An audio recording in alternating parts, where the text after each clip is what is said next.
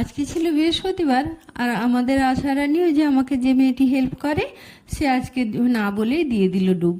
বারবার বলা হয় যে আগে থেকে বলে দিতে, কিছুতেই বলবে না। আর ওরা আস্তে আস্তে বেজে যায় 9টা সাড়ে 9টা, তাই অতক্ষণ সময় পর্যন্ত আমাকে অপেক্ষা করতেই হয় কাজের জন্য।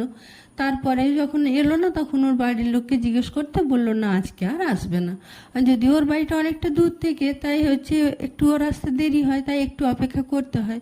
তো এত বেলায় যখন আসবো না বললো তখন তো বিরাটই সমস্যার হয়ে যায়। কেন অন্যদিন হলেও যেমন তেমন যে কোনো জায়গাটা মুছবো না, রেখে দেবো, বা কোনো ঘরটা মুছবো না, কিন্তু বৃহস্পতিবারে তো অনেক কাজ থাকে, সমস্ত কিছুই মোছা ধোয়াগুলো তো করতেই হবে।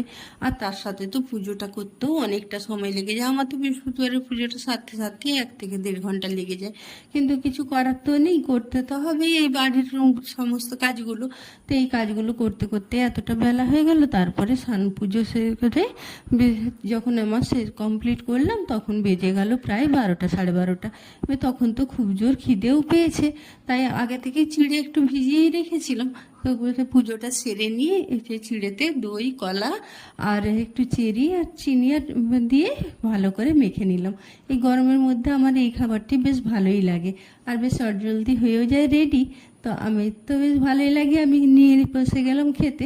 আপনাদের কার কেমন লাগে অবশ্যই কমেন্ট করে জানাবেন, আর ভিডিওটা কেমন লাগলো অবশ্যই কমেন্ট করে জানাবেন। ভালো থাকবেন, দেখা হবে পরের ভিডিওতে, বাই।